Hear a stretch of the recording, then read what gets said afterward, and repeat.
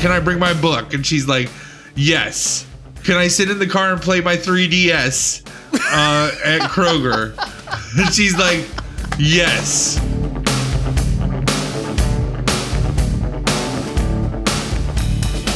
All right, I'll go. And so, it's terrible. It's like I'm such a child. Two weirdos from Rimmon. Talk movies, bullshit. Stephen King.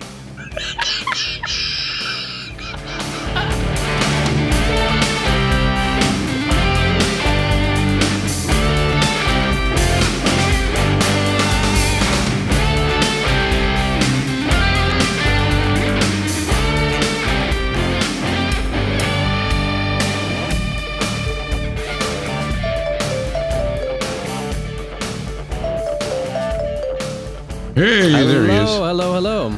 Hey, man, how's it going? I'm doing okay. How are you?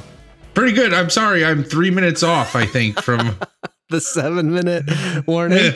hitting my computer was unplugged, so I had to like plug my computer in and then wait for everything to boot back up. So it literally made me laugh the whole time I was typing that text response. For some reason, like, what did you say? It was very simple. It was just, less than 7 minutes. Less than 7 minutes, yeah. Hey, you know what it is it's like, it's totally a kid thing. I mean, I am a child. Ash and I had this conversation earlier this weekend. So if I set the goal of 7, I mean, you ever tell a kid like, hey, run upstairs and go get me this thing, and they're like, and you're like, I'll time you, and then they're like, yeah, and they like run and go and do it, and then come back and they're like, how long was it? And then you just make up a number. Yeah, like you're just like oh, you did that in like 42 seconds. That's awesome. And they're like, yeah, I'm so fast. So I knew I was cutting it close. I set, like, when I send a text that says, like, because I do that with Ash even, where I'll be like, I'll be up there in 3 minutes. If I make it some weird number like that, I now am like that kid where it's like, you can do this. You can do this in less than 7 minutes. Like, I knew my computer was unplugged and I knew everything needed to boot up. And I knew that I needed to like test my mic to make sure, because it had moved since the last time I'd used it. And I just like, I knew all of those things, but I still like pushed it to the limit. And so I was like less than 7 minutes, because then I was like, yes, now you have a goal. And something about that odd number too, I think, is why it's funny. Like, even numbers are not nearly as funny as as odd numbers, I feel. No. And you know what? And that's not the weirdest thing I've heard you say, but that's a weird thing. That's a weird thing to say, right? But it's not. I totally get it. Like, I agree with you. Like, if you could assign comedic value, odd numbers would always win. Yeah, because your number 3 minutes, that was funny to me also. So that's what I realized. Yeah. So 15 is not very funny. Some of those odd prime ones are funny though. Yeah. Yeah, like, when's dinner gonna be ready? 17 minutes. Yeah. Like, that's okay. 23 minutes. 23 minutes is funnier than 17 to me. Like, it is. Yeah. Oh, there must be a study about that, but that is weird. Oh man, we need to search that, because if there is, like, make sure that gets on the Twitter. Oh, like some study that's on like the comedy value of numbers, the comedic value. I like of numbers. That. Right, I'll write it down. Comedic value of numbers.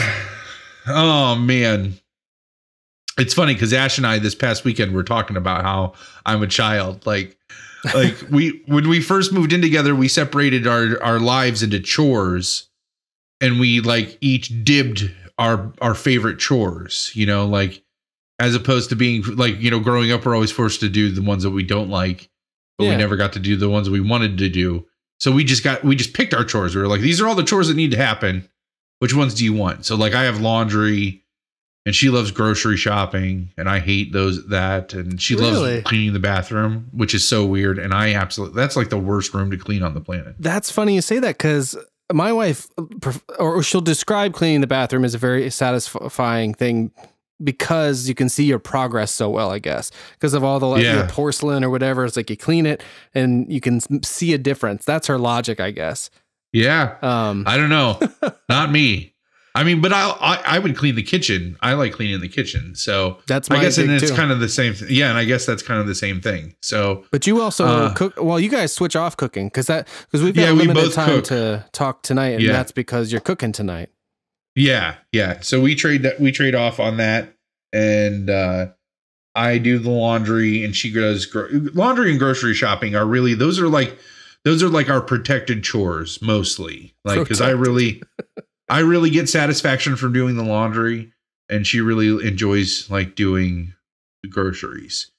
But this last time we were going to go to Costco, and I do like to go to Costco because their turkey sandwich and their chicken bakes are delicious. Like both of those things are delicious. When you get them there? Or I mean, yeah. Oh yeah. They have a little food court. Have you ever been to Costco before? Oh, I don't know if I really have. Oh man, I certainly know. It's like it's like the left, the Democrat version of Sam's Club. Oh, that sounds great. Yeah, because I stopped going to Sam's Club or Walmart years and years ago when I found out what assholes that they are. Yeah, so okay, this is perfect. And yeah, it's like that. Okay. So they have this little food court, just like Sam's Club has a food court usually, I think. But they sell pizza, and it's all dirt cheap. And they have these turkey sandwiches that are just amazing, and these things called chicken bakes, which look like big bread turds. But they have selling that real well. No, listen though. But when you bite into it, it's like this amazing bread, and then there's like chicken cordon bleu on the inside. Oh, it's delicious. It's so good. And when you're walking around the store, like Sam's Club, if you go on a Saturday or Sunday, like you don't need to technically buy lunch. I'm just a big guy and a fat ass, so I want to buy the sandwiches on the way out. They have samples set up all through the store so that you could just like try shit. You know, that's literally, oh man, this is right up our alley. We've talked about getting memberships to this or sharing memberships with someone. All I need to do is play this clip for the bride, and I think I'm in. Yeah, because all this sounds amazing and not too far off from things that. And everything is like in bulk. Then at that point, the only problem, unlike Sam's Club has a lot of name brand stuff. Costco does not, and just because they have it, Sam's Club I feel like is really consistent in what they are selling there. And Costco, you can go 1 month and they would have low sodium V8. Let's say, for example, I wish they had low sodium V8. They don't. That's an important item of the bride's too, that particular one. Yeah. Yes. Yeah. They don't. So I go and they, let's say they have it 1 month and I'm like, no, I don't need it. I just got it off of Amazon. So I don't buy it there. And then I go the next month because we only go to Costco once a month. That's one of the things, like you can't go there all the time or you end up just blowing tons of money. Because and then, man, long walk for a short drink, man. we price checked all the grocery stores, including Costco in our area, and like boiled it down to like the 5 things that are the cheapest at Costco. And we really, really try to only buy those 5 things from Costco. Like, cause they're just 5 things. So ultimately I might be lowballing that number, but it's like, we took our regular list of groceries and put it in a spreadsheet. This is so geeky. And it's really amazing. And then we spent, and I learned this from the people who I lived with before I moved in with Ash. And so like, took that and we did Aldi, Kroger, and Costco. And we looked up the unit price for every one of those things on our and whatever had the lowest unit price, whatever one had the lowest unit price, we would like that's where we would get that thing. But it wasn't even that. We then had to take all the things that were the lowest price at Costco. I took and added up the savings, like how much I was saving, and that needed to be more. I needed to save more than the membership at Costco to actually have saved anything. Because like the membership's like $55 a year, right? Yeah. So like I needed on whatever the number was that we have that are cheaper at Costco, whatever that amount of savings was needed to be more than $55 by the end of the year. So then I had to know like how much of that we typically buy. So I knew how much we would buy in a year, and then I could calculate the savings. Do you have the spreadsheet still? Yeah, I think so. Somewhere around here. I can kind of wrap my brain around it, but I'm just trying to figure out how I could apply that to how we actually do things. Because did you have to track for a year how many things or did you just no? Ash just had a really good. Ash, I mean, we are creatures of habit. We're really bad about that. And Ash had a pretty good idea on what were the like core list of things that we always get regularly from the grocery store. So then once we had that list of maybe like 30 items, we price checked all those things at all three stores. Okay. So then let's say I know hamburger is one of the things that we get at Costco, because I don't like to get Aldi hamburger. Man, we're going to burn all our time talking about groceries. That's how grown up we are right now. That's how grown up. You just finished talking about how you're a child, and I'm like, this is real grown up shit. This is so depressing how grown up it is. But I'm pretty excited by it as well, which is maybe so that's not depressing. Well, I mean, if that depresses you, then you're probably under a certain age. But if you're about our age, this is interesting. Well, and I'm a math teacher, which I geeked out on all this stuff, and so like so let's just say hamburger, for example. I save $1 a pound on hamburger at Costco. Okay. All right. I needed to look at how much hamburger we typically buy in a month. So let's say every week I buy, or Ash buys 3 pounds of hamburger or 4 pounds of hamburger. Right. Okay. And it's normally, Jesus, I haven't grocery shopped because she does it so well. I haven't done it in so long. But let's just say it's like $2 a pound at Kroger, right? Well, no, because I said it is $1 cheaper for my example. Let's just say it's $3 a pound at Kroger. And then it's $1 cheaper a pound at Costco. So it's $2 a pound at Costco. Okay.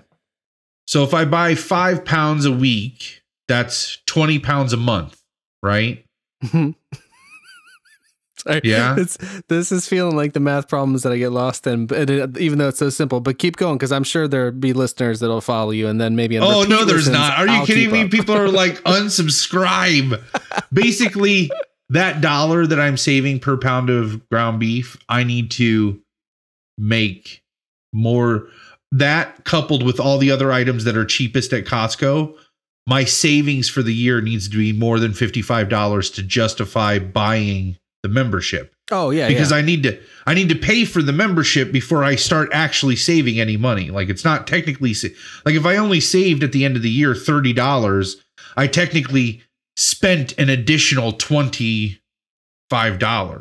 You know what I mean? Yeah, like, on stuff you're going to buy anyway. Right. So there's that. The bride does a similar thing with. Well, so she just kind of like with Target. So she came back. So we'll that sort of switch on off, and sometimes we'll do it together. But she loves a Target card is nice. You save 5% on whatever how much you spend. So that's always fun to see. And I think they give their money to good places, but a portion. But then also if you buy certain things in bulk, so like paper towels, toilet paper, then oftentimes they'll have these deals that'll give you like a $5 cash card for Target. So she came home last weekend just so thrilled. I hate having to bleep stuff, but there's so much joy for me in saying this. So how she described it is, I just the shit out of this trip, which means she did what her dad loves to do, which is he'll get stuff and then he'll tell you basically how he got the price down, and it's very fun for him. Oh, that's awesome. So she came back with all of this stuff, like 2 giant things of the toilet paper, Kleenex, and paper towels and stuff, and then she's like whips out the cards like one at a time. So I think she got $20 worth of cards. So I wonder how all this balances out. I'm gonna run it by her nonetheless, because I think just the experience you described. I think I have the spreadsheet in my Google Drive. If I do, I'll share it with you so you can see it. Oh, that'd be great. That would be great. Next episode, we'll talk about the budget that I spent 6 months making, and how we paid off like almost. Well, by the middle part of this year, it'll be like close to 15 grand in debt. So from this budget. Yeah, using this budget. Holy shit, that is very okay. Yeah, that's very worthwhile to talk about. I'm writing that down for where am I putting this? But that's a spreadsheet, and it's just taking a bunch of advice from different people. But it's really the spreadsheet. Save that kind of money and get that far out of debt by. I don't know. Come on, dude. That's it. I mean, all right. So I have a list of follow-up shows anyway. What do we call that one? Palmer's. How much money did you send? I don't know. I'd have to. You know how I exaggerate. I have to look at this. Actually, it wasn't that number. No, it's probably like. I mean, I just paid like $3 grand in debt off just this weekend. Like, oh my god. Okay. So I would probably say. I would venture to say by the time it's all said and done, halfway through this year, it'll probably be between $10,000 and $15,000. Okay, so I'll just go, yeah. Palmer's 10. I'm just gonna put 10 to 15K savings budget. That is an excellent. And all it is, it's just a strategy on on making your money work for. It's Dave Ramsey too. He says, I've heard that name. Make your money work for you and not the other way around. But it's like, it's just being cognizant of where all of your money goes. And my mantra is bills, budgets, and savings. So all the money that we have coming in should go, if it's not going towards a bill, towards something that you've already budgeted for, like gas or groceries, or into savings, then you're wasting that. Like, then that money's not working for you. Like, and so I think we should get into it one of these days. Like, make a point. Maybe there should be somebody else smart about this kind of stuff that can chime in, because I will definitely be like, they'll be just, oh. Okay. I'll find out. I know. Well, I'll see if I can get my guy that I learned most of it from. So that'd be fun. Yeah. We'll see if he's interested in that. Okay. I proposed the idea of him and I doing a podcast before, and he was like, I have zero interest in doing that. Just so you know. Excellent. So we'll see if I can get him if I can get him on. Because budgeting is one of his passions too, so it could be a possibility. Well, you can just tell him, like, look, we got 11 followers on Twitter, which is a funny number. That 11 is a funny number. I feel like this is going to be a game that just devolves down to where one of us will just say an odd number, and the other one will be like, we'll just say funny or not funny, like. 70, 78, 79. Well, that's my birth year, so it has an association. So that's funny, maybe because of that. no funny. I'd say no funny on 79. It's a real subjective thing, just like all comedy. Do you know, like 8? There were 8 even numbers that came to my mind first before I got to 79. Yeah, that was outrageous. It was so difficult for some reason. So the long walk for short drink was, we got on grocery shopping and budgeting. this was all tied back to You being a child? why I'm a child. Yes. Was because like my wife corralled me into going grocery shopping with her under the pretense of you can go to Costco and get free samples and a turkey sandwich. And then that means it's Costco and then Aldi and then Kroger. So like I have to go to all the grocery stores. So I'm like, can I bring my book, meaning my iPod? Like, can I bring my iPod with me? And so I can listen to my book. And she's like, yes. And I was like, can I sit in the car and play my 3DS at Kroger? And she's like, yes. All right, I'll go. And so,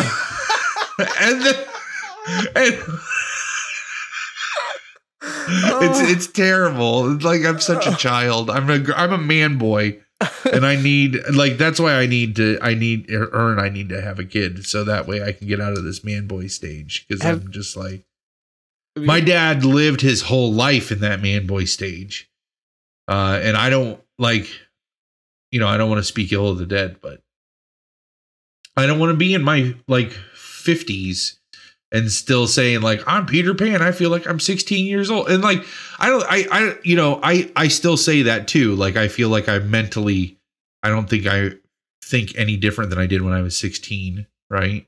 Yeah, I think that's a very common male thing, or at least amongst the males that I know or follow. Personality wise. I know though if I could actually have some kind of historical recording of my thought process when I was 16 and you compared it to now, they would be drastically different. I'm willing to bet. You know what I mean? Yeah, mine too. But because I'm in my head every single moment of every single day, it's a gradual change. I don't know. It's just like a person who loses weight. They don't notice they're losing weight because it's happening. Like they have to see their body every day. Yeah. You know? But yeah, man, it's crazy. All right, so not to derail it, just one movie that if you haven't seen, it details very much a transition like you just described, but sets it up in just almost the same way, and it's very funny. Have you ever seen The Switch with Jason Bateman and Jennifer Aniston? No. Just watch the first 20 minutes of that movie, and if you're not into it, you won't like it, but I fucking love it. And it starts with something about this man boy thing that is set up in the funniest way. That's hilarious. Yeah, The Switch. So I'll have to check that out. The Switch. I'll see. I don't know. I'll try to find a way to share it with you to where you can at least see that part. So that was got to be the longest walk for the shortest drink. Because that was one story that was a half an hour probably. And we have a half an hour that both of us have to get through a top 10 list. Oh, shit. That's right. I don't think that's going to happen. It's going to have to be literally volleyball. Yeah, I was thinking to try to do stuff like that anyway. Yeah. So the last episode that you probably heard on Tuesday, if you're one of our 1.5 listeners, was the last one that we recorded in 2016. And it is January 30th, 2017 right now while we're recording this. So it's as close to 2016 as we are going to get. So we wanted to kind of just take a moment and take a step back. We've been on a hiatus since we recorded the last episode that you just listened to that came out on Tuesday. We haven't recorded. That was in December, right? It was right before Thanksgiving, actually. Right before Thanksgiving? Yeah. Oh, okay. Yes. Oh, yeah, man, even longer. So actually, tomorrow or late tonight, we're recording this on January 30th. I think number 8 will go up, which was a kind of a short one that happened just after the election and your dad's passing. And and then the next week would be the other. I think, the way things work out, we may catch up, but for now, this is a good kind of interim before we jump into anything. So we just wanted to leave you since chronologically what you just listened to was in 2016. We just wanted to take a moment while we were as close as we'll ever be to 2016 and kind of revisit and get it down on an episode. So we thought we would kind of just talk about, tell me if I'm representing this correctly, Dave. So you said your top 10 media experiences of 2016, right? Yeah, something like that. I was just thinking, we were going to talk because in some, sorry, you were going somewhere with that. So I'll explain myself. Oh, later. No. I was just getting ready. I was just getting ready to bring my list up, which is on my phone. So, okay. So yeah, no, I'll kill time. And actually I'm going to crack my, my beer. I want to take, before yours is gone though, I want to take one of my favorite things about the Twitter feed is that I have a second one, so I'll refill my glass and then I should have timed that. I was just impatient. I was like, "There's only a half hour left," and I cracked my beer. Yeah, no, wait. Where's this? All right, so here, let me put this, set this back here, and let me get my. Well, let me pound this. Wait. Yeah. I said that's what she said, but I guess, well, it could be. I said that's what she said. Yeah. And now I have done. Yes. Because of the weird internet thing that's going on here, I did a kind of a screenshot of me cheersing you already. I've captured and we'll Photoshop into this. So there's no truth. No, let's just shoot another one. Let's just shoot another one. They won't know. But I can't. The way I have to do this, the screen grab for is with two hands. So you have to. So I'll replace it. But then we'll do it for real. So go ahead, you want me to cheers? Yeah, cheers.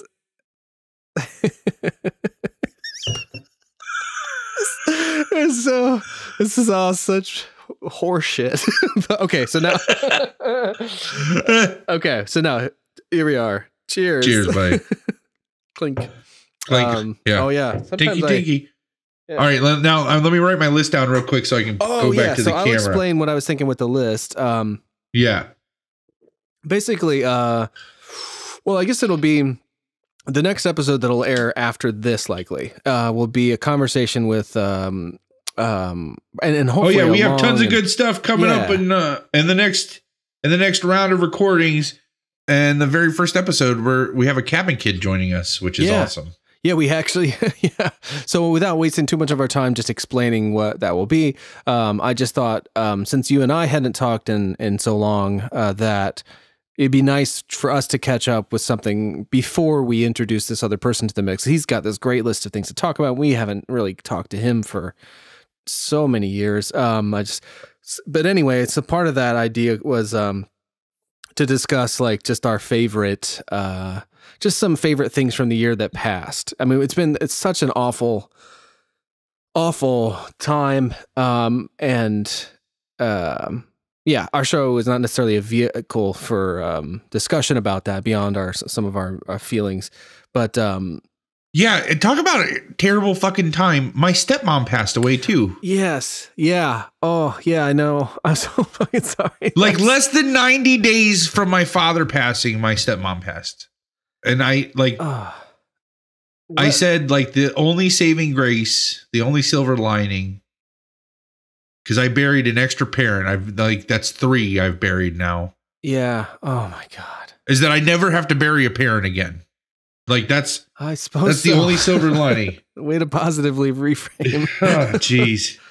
How did that? What was it of? Or it was just completely sudden. She went out with my stepsister for the night. They had like a girls' night out. Yeah. She went outside of the bar to have a cigarette and just dropped in the parking lot. Jesus, fuck that. I know, dude. Listen, I'm just numb to it. I can't even. There's no words, dude. Yeah, no, yeah. So I'm sorry for the derailment. Jeez, oh fuck, no, I'm sorry for your loss. But you were just like, it's just been like a terrible, because you were like, oh, it's just been horrible, and I'm like, he means like Trump being elected, and I was like, oh no, he probably, and And the law, all this loss. Geez, just tons of loss. That's basically the show that's going up tomorrow, is the show right after your dad passed. And then, oh man. There's so much. Yeah, I want to. And I hate to let that whole thing pass. Like what is going on with the fact that this fuck is now in office and doing worse things than we even feared. Man. Because like I've been populating the Twitter feed and based on things that come up in the show, and I've been having a lot of fun with that. But just to be efficient, a lot of times I will kind of program them, and dole them out throughout the week. And I know, the bride in particular, she was on Twitter this last weekend, which was when the executive order was sent out about I'm trying to think what they called it and stuff. It was basically like a Muslim ban. And the airports were crowded with protesters and stuff. And she was looking at her feed, and she said to me, she's like, I hate every time I look at one of these or see some person, entertainer that I follow that's not acknowledging this, it just makes me angry. Like that they're just going on with their bullshit. And I understand it too, and I felt that about various things. When at the same time, I understand why they're doing it. Whatever, you're a comedian or something, you got a show. You do have to promote the show. It's like, but so I want to, and then I reach out to you. It's like, how can we find a way to acknowledge the fact that Ian, don't you think though, like some of those performers, they're providing a service by allowing people to escape, like that's through their art, like that's part of it too. And I know, like, I would be willing to bet there's a fair amount of them who feel they are, like, that's how they are contributing to the situation, is by providing that escape for people, So I mean, I can totally get that. I'm married to a very social. Oh, I hit my calories. All right. Nice. I'm married to a very socially conscious. I was telling Twinkie this when we were talking, where I had consumed so much during the election, and that it was such a letdown. The results were such a letdown for me that it's not even that I've just like stopped consuming. It's that I've actively avoided any. I have no idea what's going on and what he's doing. Like I mean, I hear snippets, but I can't continue for the next 4 years to consume media, at least the kind of media that existed towards the end of 2016. I can't do that for 4 years. Like it will make me a not pleasant, fun person. Right. I understand. So it's much easier to just, Bill Burr, I heard, gave a really good breakdown where he's just like, the 4 years that he's in office is not going to affect me drastically.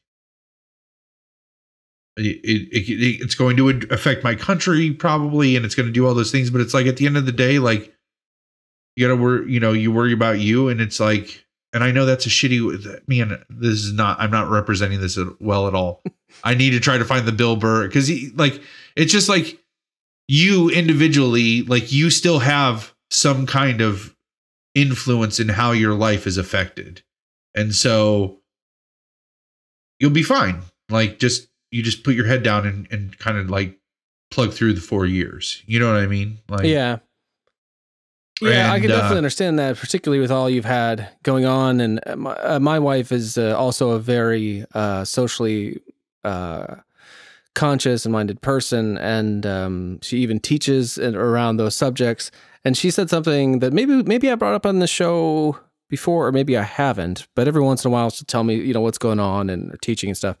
And she said she gave this kind of 3-pronged approach right around the holidays, because it was after the election, and students would be going home. She's a college professor, and students would be going home talking to family members who might not have agreed with them and however they felt. And this 3-pronged approach, which I used to have in postcard right by me, and I don't, but I think I'm remembering this right. And one is to ask very specific questions. So it's like saying, so, you know, for instance, with Trump, it's like, what is it when he says like, or just to say, what specifically do you like about him? Because then that forces and it's not to like catch people and shit. It's just a way to somehow have a conversation. So one is to ask specific make conversation. Or just like how to be able to talk about these things at all and to get through to people without them. Because the thing with me with this now is like, I don't know how to talk about this with you or anyone without just breaking into like vitriolic hyperbole. Like last week, I was talking to the bride, and I eventually ended up on my knees. Like I wasn't like, it literally brought me to my knees of just like apoplectic. I'm just like, how can this be like somebody's like showing you this thing that is clearly like, I don't know, a fucking square. And then they're like, this is a circle. And then you're like, and then it's, and anyway, alternative facts, dude. Yeah. So the first thing is, ask specific questions, you know, so, you know, what is it you like when he says, make America great, whatever it is. And this could be applied to any topic. The second is to make it, personal. And so that's one where it's like, you talk about how something specific makes you feel. Cause that's something where people can't say, I don't know, when you hear that something has hurt somebody, like just now, I talked about, I didn't do it very well. I talked about being brought to my knees or whatever. But like, if you talk about how something is affecting you, and so the way that I eventually employed this, like with my family at one point, was just to say like, the things that I have heard this man say in my own mouth about, you know, this, that, and the other have really affected, you know, I'm really, I don't know how he put it, but I just said how I was feeling, and it had nothing to do with any coverage. It's like, these are things I've heard this person say that are very hurtful to me. So it's like, it's sort of, I don't know. What do you say to that exactly? You know? Right. And hopefully then to have a human dialogue, which would be great. And then the other one has the most to do with what you said, which was basically choosing whether or not to engage. Now, in her example, unfortunately for you, that has very much to do with like if you're in a group that is being oppressed. So if like you're the American Indian in a room, you don't have to. That doesn't make it so that you have to speak for all other American Indians. You know, you get to choose. She puts it as good self-care. So that is kind of, at this point, you've had a tremendous amount of loss in your own family. You're trying your best to practice good self-care. So you choose as to when and how you interact with things based on, like, you know, what you can handle. And there are other things too. So like I have been in a position. That's really, you know what? That's really like, thanks, man. That like really makes me. Oh, good. Feel like good about my. I really have felt like, because there's been a few times I've had to ask Ash, like, I can't want, like, you know, she's just on YouTube watching like pundits or watching, you know, recaps or whatever, or he said this, like, can you believe Trump? It all boils down to, can you believe that Trump did this? Like, that's, yeah, like, that's what it's not news. It's, can you believe? Right. Like, report on it, and like, I don't need a. You don't need. I'm sorry, opinion. you have to fill 24 hour. Yeah, right. I don't. I'm sorry, you have to fill 24 hours. But like, let's just report on it and let's hear the facts, and then you can speculate on the implications that that's going to have. That's totally different than saying, "Can you believe that Trump said this?" and blah blah blah blah blah. You know, yeah. And there's a bit of both of that with that whole thing. But I've long been done with being able to stomach any commentary about these things, because our news, I mean, is by and large entertainment, and not of the frivolous variety like you and I create, but. Well, I don't know. That could be argued too, but so this actually brings me to one of the things on my list. Like, yeah. So anyway, we should get to this. Like, nice segue, Dave. The list should be just like your favorite things from 2016. So let's jump into those before we run completely out of time. All right. So, and I'm gonna take the segue. We're talking about all this, and there's gonna be plenty of this season, you guys, or this round of recordings, you guys. So please stick with us. Please tell your friends about Long Walk Short Drink. We just want to get listeners, and we want to hear from you. So make sure you're reaching out to us on all the various venues that you have available. You could be a guest. And I promise it's not gonna end like Palmer's Picks, because nobody emails, this is done, because I got Dave. Like, I know right. Dave will record with as many times as I need him to. That's so true. Oh man. All right. There's so much I wish we could get into, but yes, where are you going? Where you got? Yeah. All right. My segue to go, because we're talking about the news. One of my favorite things from 2016, as far as like media consumption goes, is I loved seeing the fake news reporters, and there's been so much talk about fake news. So I'm going to talk about fake news reporters. And I'm talking about the generation of Jon Stewart disciples that have all branched out and now have their own shows that are just amazing. Samantha Bee, John Oliver, to just name a couple here. Stephen Colbert. I love the fact that as quote unquote real news started to let us down very early in 2016, very early on in this election season, it was starting to be apparent that mainstream news was not going to be that good. And they really stepped up, John Oliver and Samantha Bee, especially, and Stephen Colbert. I think that their ability to accurately report and be comedic about it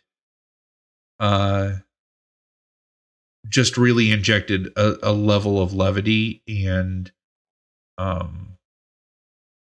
accuracy that it needed. So yeah, that was palatable. Yeah, I didn't include that in one of mine, but I would echo that sentiment, because it sounds as though we feel similarly about the kind of 24-hour news issues. And I've long had a problem with the fucking news in general, where even like local news, it's like, your water may be poisoned, tune in at 11. I'm like, what? Right.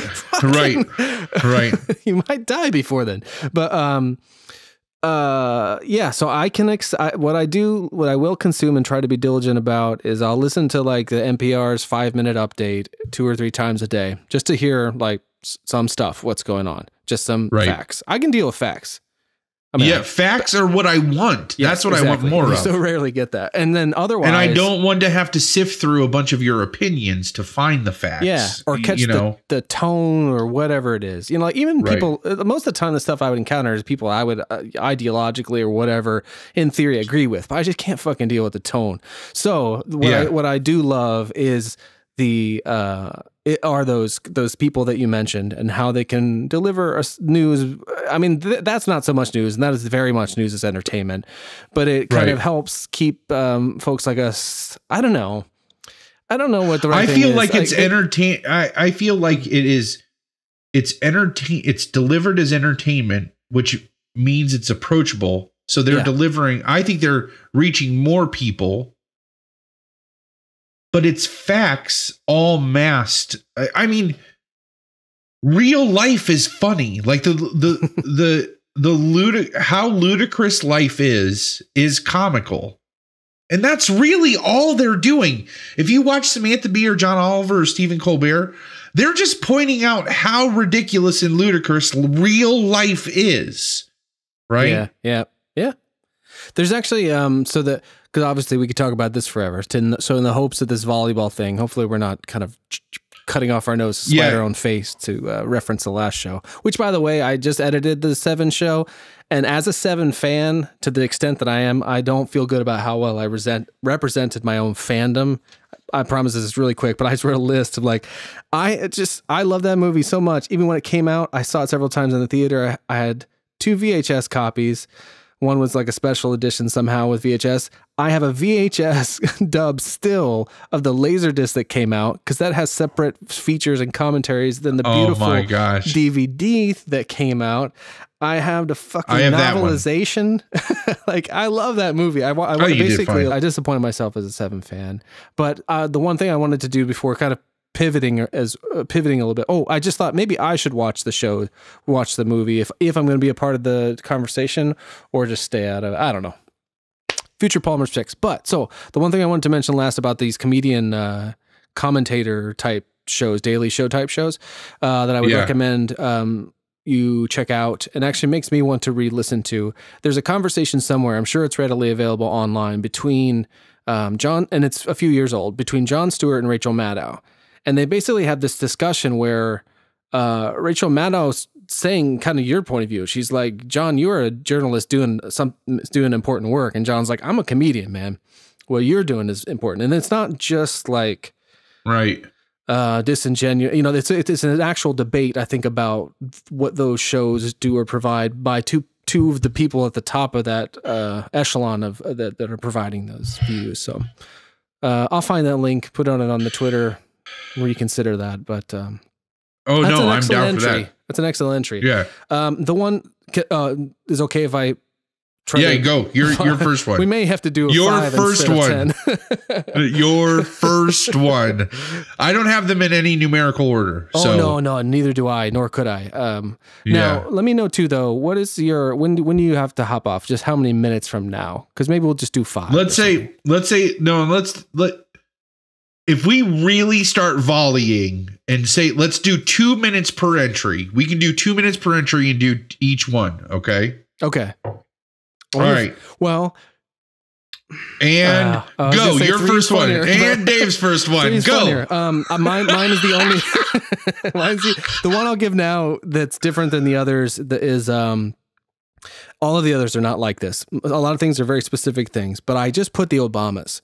And I know that might be kind of cliche or whatever, but I'm not going to get to talk to them about them much moving forward. And I don't know when it hit me. I've always been a fan, but I think maybe it was around seeing Michelle speak at the Democratic convention. But it really got to the point where their collective, respective, Michelle and Barack's, I follow my first name, but I don't know. I made a point of not writing this down so as to not have it be too rehearsed or anything. But so I'm gonna try to search for the adjectives. But like their poise, their dignity, their example.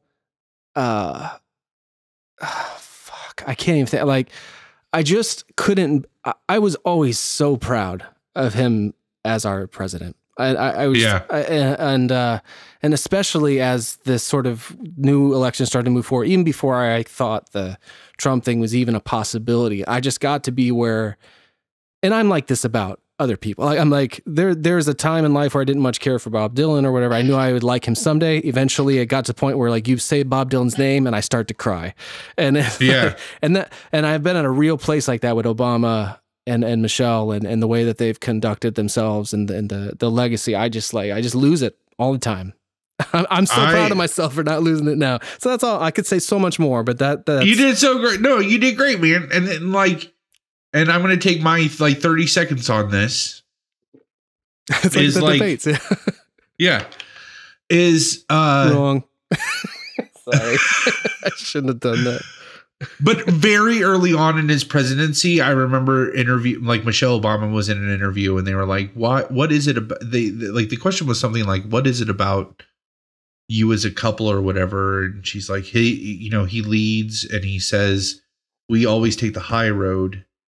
Yes. And I feel like all 8 years, through all the terrible things that have been said about him and what he, everything, he's always taken the high road. I mean, it's just blown my mind how he's taking the high road the whole time. The fundamental decency, the fundamental human decency of those people. Yeah. Literally, that's the only thing in my entire life that has made me I shouldn't say that. That's false. Strike that. But they do, and they have made me proud to be an American, and they make me care about what that means so much more now than I might otherwise have. I arguably have represented what that means better in the last 8 years. So exemplary. Then we're going to get in the next 4 easily. Certainly the most I've ever seen in my lifetime. They're just, I just love them so much. So that's the only non sort of media thing, but basically I encountered them through the media. I don't know. So, that's a good one. I like that you're timing these, and we can take each other's if that's what you're doing. That's a great strategy. So I'm going to kind of try to volley in between movies. Most of mine are movies, but I'm going to volley in between movies and like the things that aren't movies. I'll try to do the same. So my next one would be my discovery. It didn't come out this year, but my discovery of the documentary Life Itself. About which is it's the documentary which is based on the autobiography of Roger Ebert.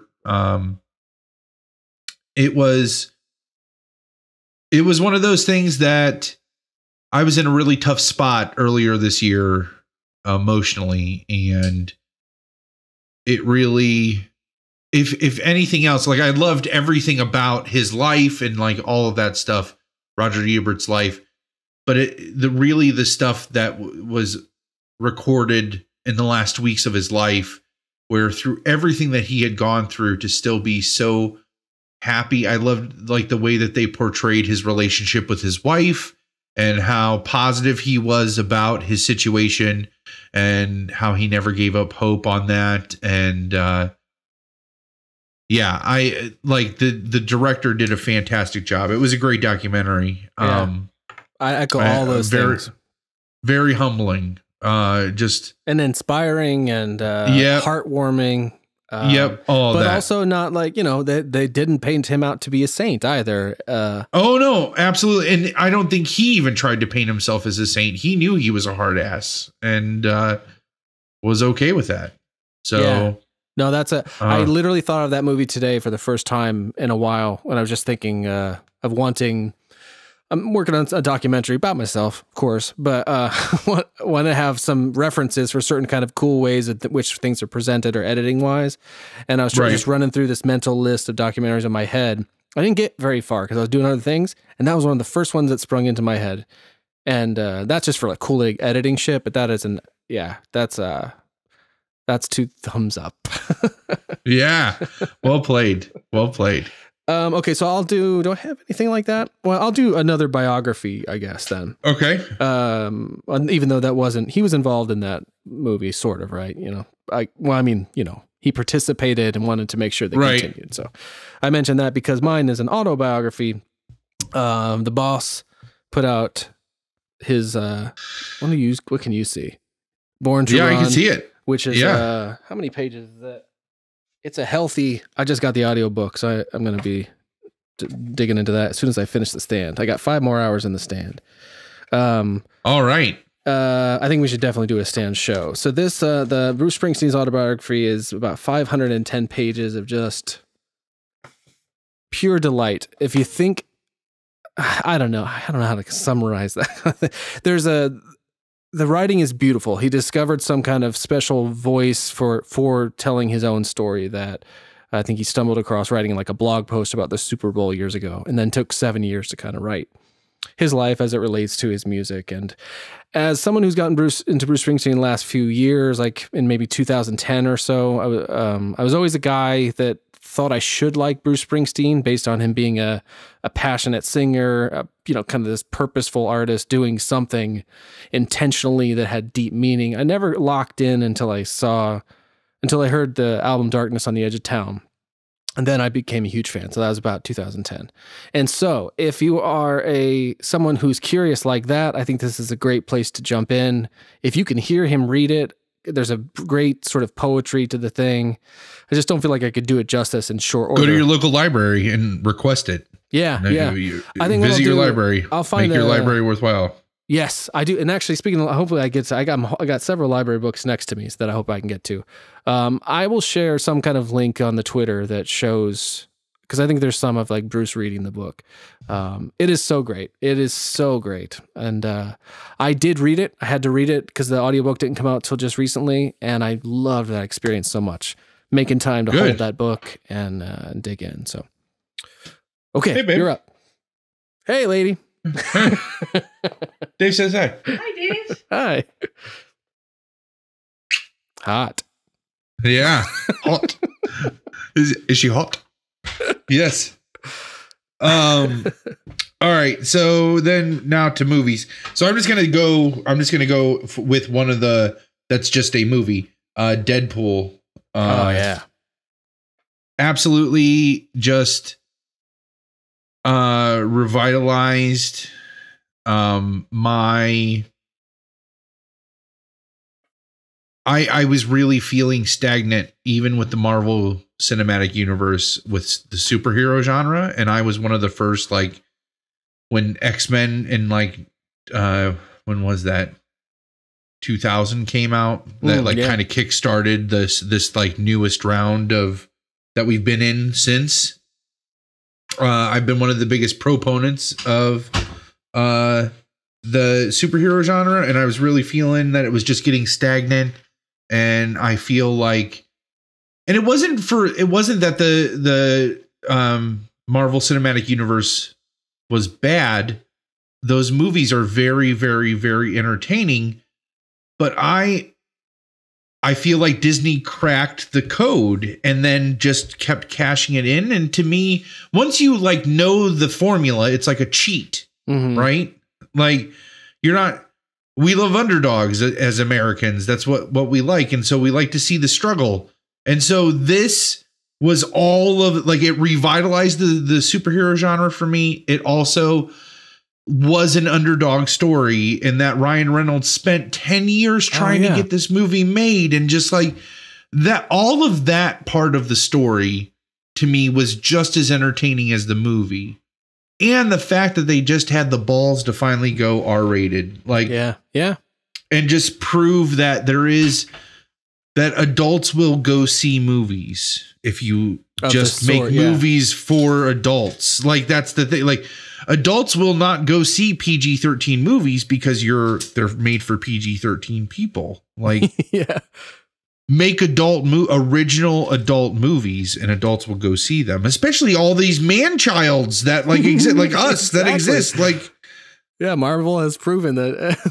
In fact, we're going to see the bad ones, the DC ones. Exactly. If we're going to go see all of that DC shit that you're putting out, like, just make us some good ones. Make us some good ones, like Deadpool. Deadpool is the movie we deserve. I think we got that one. The bride even, she's like, I want to get that on Blu-ray, and I was like, what? Okay, I mean, that's great, but I can't envision us watching that on Blu-ray, and we haven't yet. But I think we will now. I think you sold an extra viewing out of us. The one, I don't actually have any movies that I listed from this year. I did actually keep track of the stuff I digest media-wise. Oh man, I have a lot from this year. And it's not that I didn't like things. I was just trying to think, like, what really stuck when I was trying to get like this. So I don't know how to quickly say this, but I guess what I will say, because it's kind of two movies, mostly though, I'll just do the one movie. It's called The Ninth Configuration. And it came out in, I think, 1980, and it was the first, it's a kind of a spiritual, unofficial sequel to The Exorcist in a way. It's the William Peter Blatty, who passed away recently, I saw that. Wrote The Exorcist, which is really a book about, all of his work is kind of about like sort of proving the existence of God in his estimate. I might be oversimplifying that. I shouldn't say all of his work, because he did a ton of literally like wrote comic movies, not comic book movies, but comedies in the 60s. Oh yeah. And so one of the library books I have here is this comedic novel that he wrote in, I won't get the date or whatever, but it was called Twinkle Twinkle Killer Kane, and it grew out of a comedic script he was contracted to write into this kind of deeper meaning about some of what I just mentioned, like kind of the existence of God, arguing the existence for gods, often through like the what he called the problem of evil. You know, if kids are dying and all of these horrible things in the world happen, how can a God exist? So that's really at the heart of The Exorcist as well. It's in a scene they cut out and eventually put back. But anyway, so I heard about that movie. I meant to watch it for years, and I finally did. And then I just dug into the history of it, and it's been very rewarding. It started as this kind of failed screenplay for a comedy that turned into a comedic novel called Twinkle Twinkle Killer Kane that eventually came out as The Ninth Configuration in, I think, 1980. He wrote and directed it. I could go on and on and on about that. And then kind of through that, I also engaged in the Exorcist 3 sort of Blu-ray that he also wrote and directed that movie. I think those might be the only 2 movies he wrote and directed. And that's kind of the end of the trilogy. And Shout Factory, oh my God, Shout Factory is the best fucking publisher of like Blu-rays for people like us. I don't know. Yeah. I can't say enough about that company, that Blu-ray. Like so I'm going to kind of combine those 2 movies as like one movie. Well, and since I'm not going to get through everything, I'll just mention that I did of the current films I saw, I did really, really love La La Land. That like, and I wouldn't have thought that I would. I haven't seen it yet. So. I don't know that you should because it's a musical, but I know that's why I haven't seen it yet. I don't really like musicals, but that one really got to me. So okay, so that was a longer than it should have been.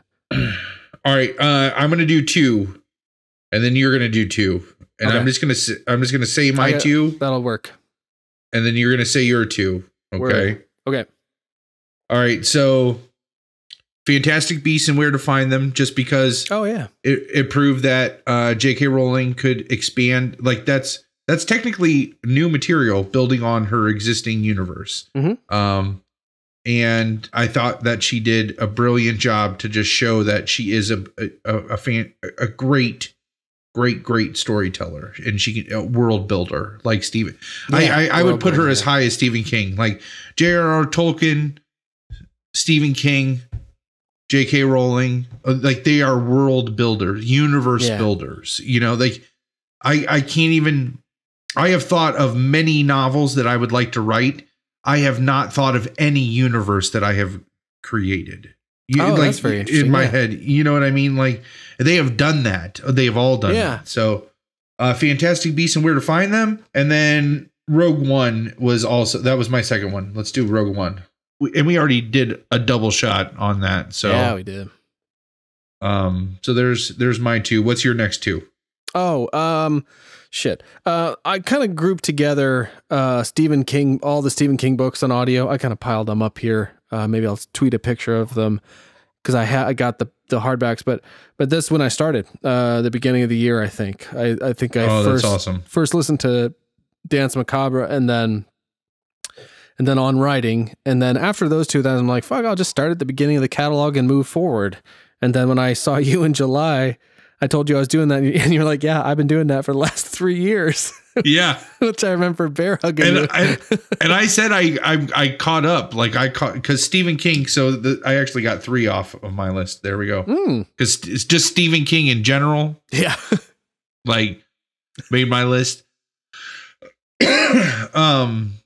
Another universe builder, but I was like, yeah, I caught up. I just caught up with what I had up to that point. So I got through 11/22/63. That came out like a while ago. He's put out so much more. Like I still have like so many hours to go. So,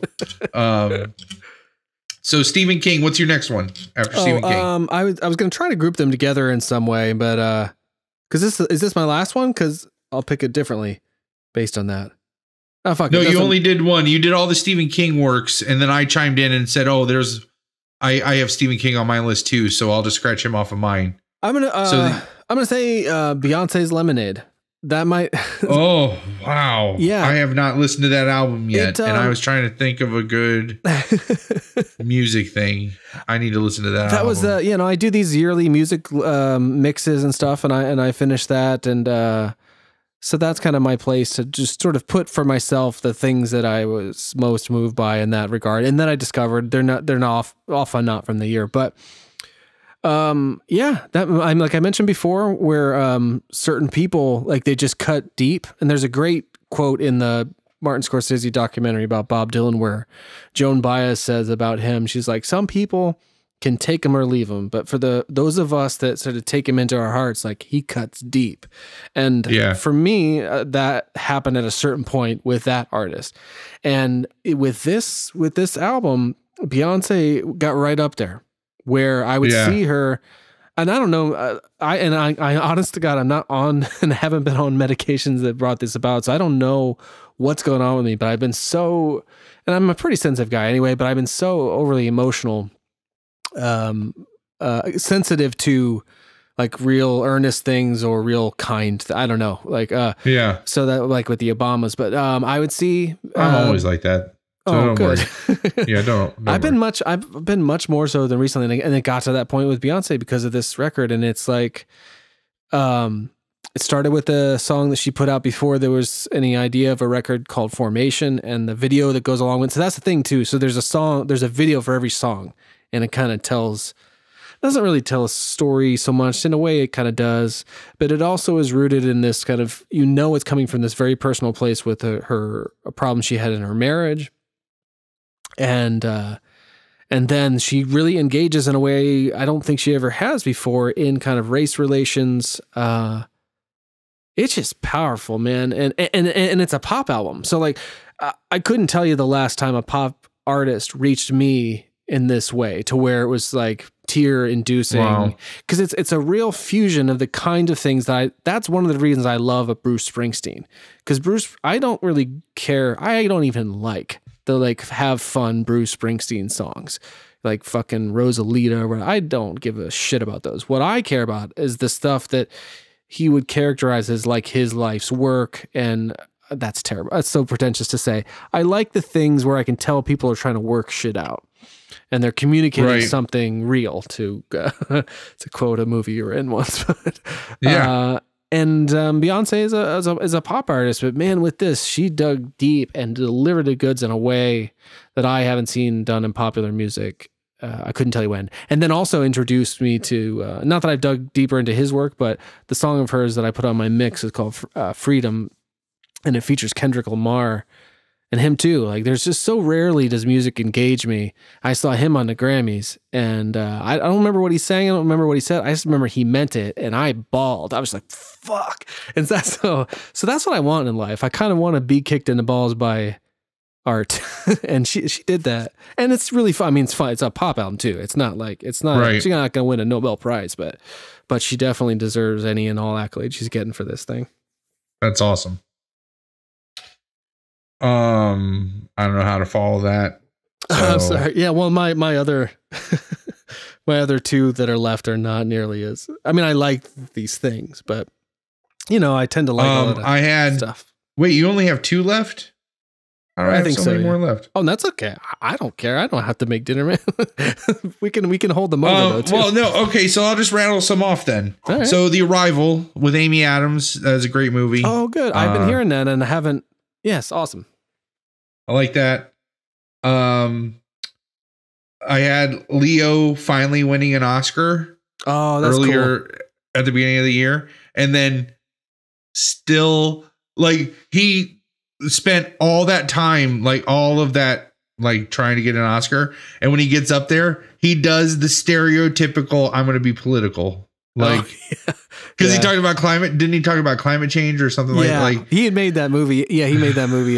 Yeah. So he's, and it was just like, it was so awesome. He finally wins an Oscar. He finally gets up there and he gets to give his speech. And he's like, I'm going to do what every other celebrity does with this. We are going to be political. Oh, it's so awesome.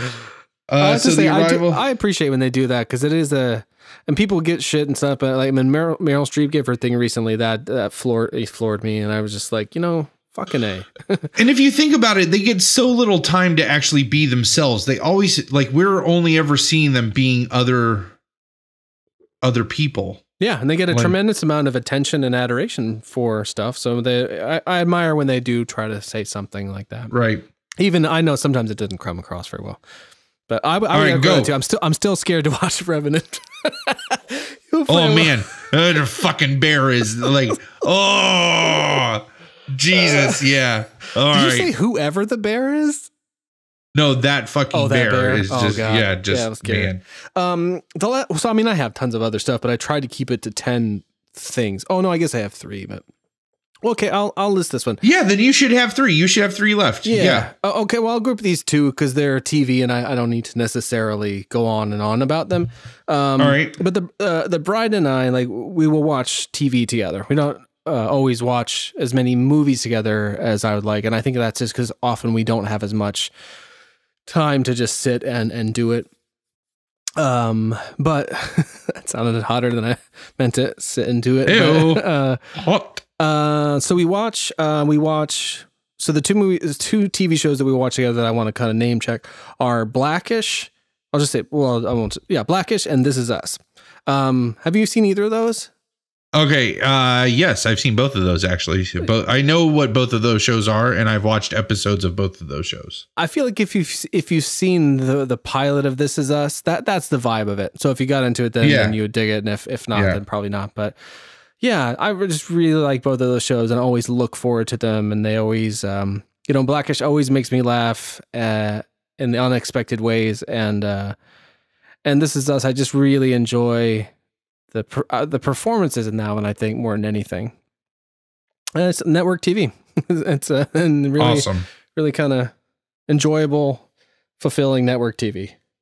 Good deal. I mean, I'm not endorsing all network TV, just those 2 things. But okay. All right. So my last 2. So John Goodman's performance in 10 Cloverfield Lane. Oh, nice. Okay, I haven't seen that, but that sounds exciting. That specificity. So, I mean, the movie is the movie.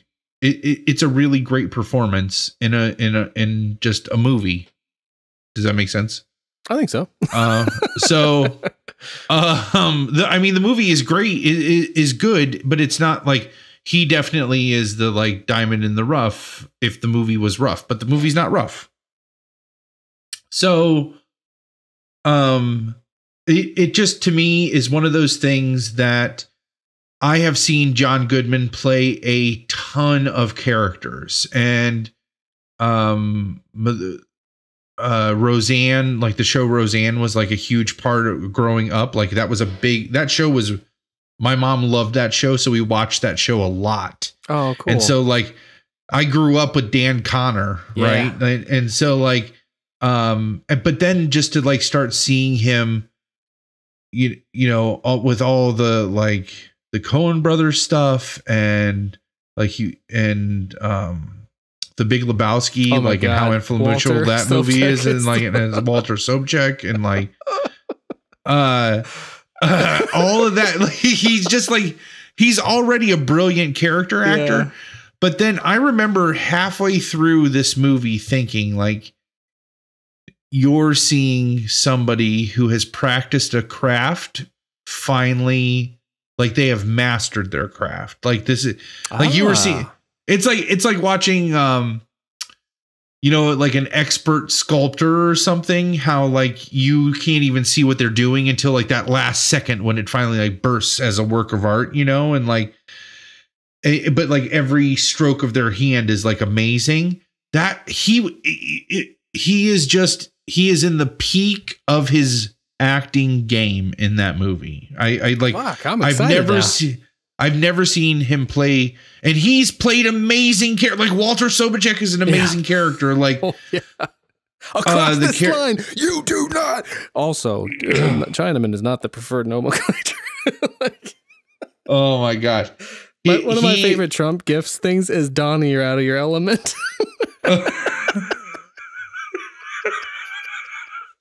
That's awesome. Okay, sorry, but yeah. So that one. Really all right. So what's me on that movie? 10 Cloverfield Lane. So you have one left, right? Yes. Okay. So the last one that I sort of starred, and I realized I left a bunch of stuff out. Like I realized that because I keep just a line by line diary of stuff I've watched or seen or whatever, and I don't have podcasts on there, and I should. So just real quickly, like 3. I'm not gonna say anything about them. Just like 3 podcasts that I really love. 10-minute podcasts. Actually, sort of a previous sort of cast of characters, and they currently have is my favorite. So go from the beginning of the run. WTF I discovered late in the game is so great. And Cinema Fireside, that's the one with Mark Borchardt coming out of Milwaukee, which is really a radio show that they kind of podcast. Anyway, so next year I'll keep track of podcasts. But my other one, my sort of 10th that I was thinking about consciously. Oh, fuck, I realized I couldn't include Stranger Things. Anyway, whatever. We're not list people. That's the problem. It's like we like everything.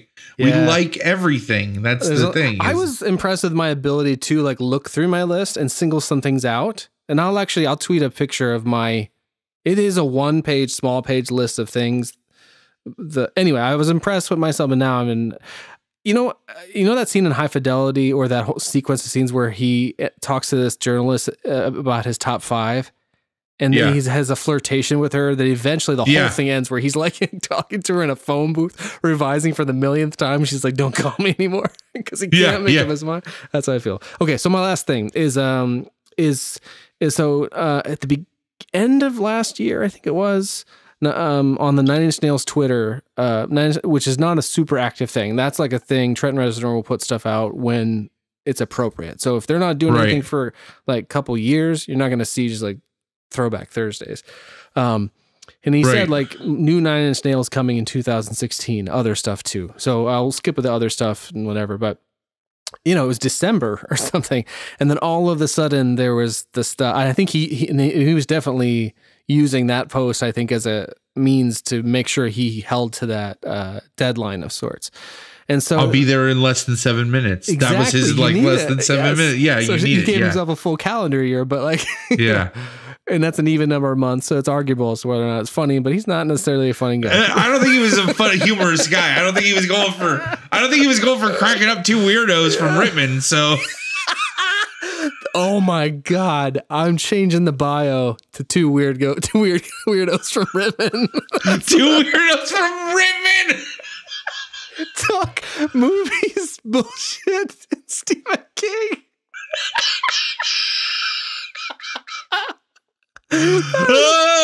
Okay, you're done. You just spent all your time. That's all your time. So, but what it was, just super briefly, is he did make he launched it on an Apple Music kind of live radio. It was internet radio on Apple Music where they broadcast this new EP and had a conversation. It was a thing. It was like listening to FM radio back in the day. I listened to it at the same time as my brother did in Ohio when it was being conducted like in a different time zone. It was just really exciting. So that's awesome. Yeah.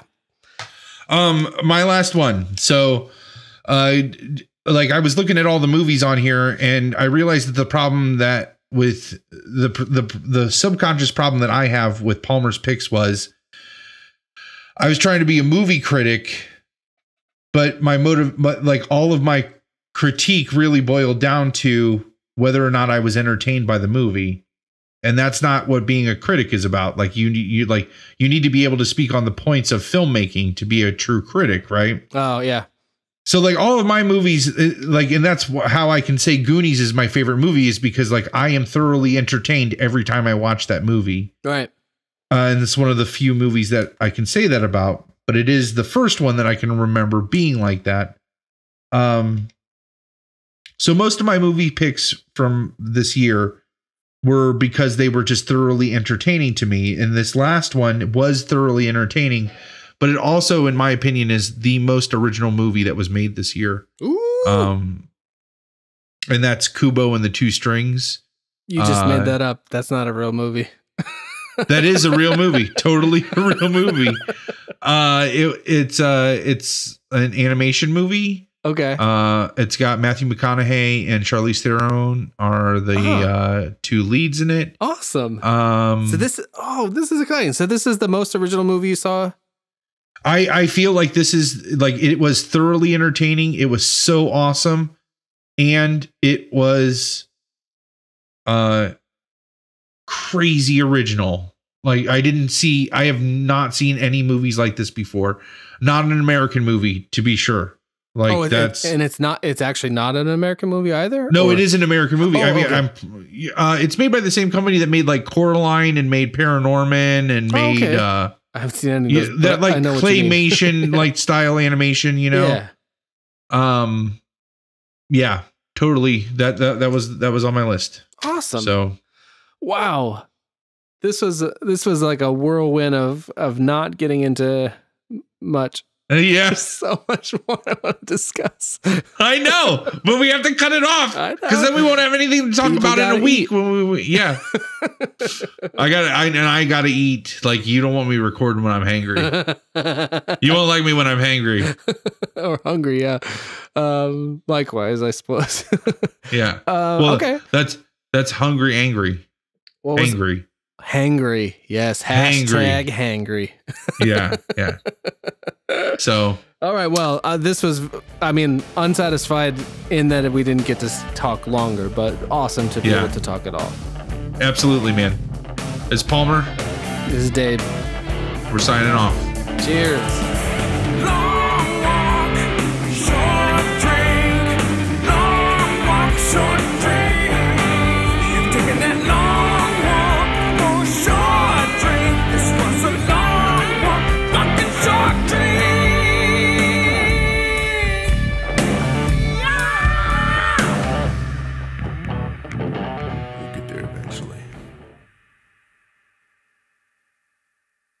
All right, man. All right. Well, we'll be in touch about the weekend. You go cook.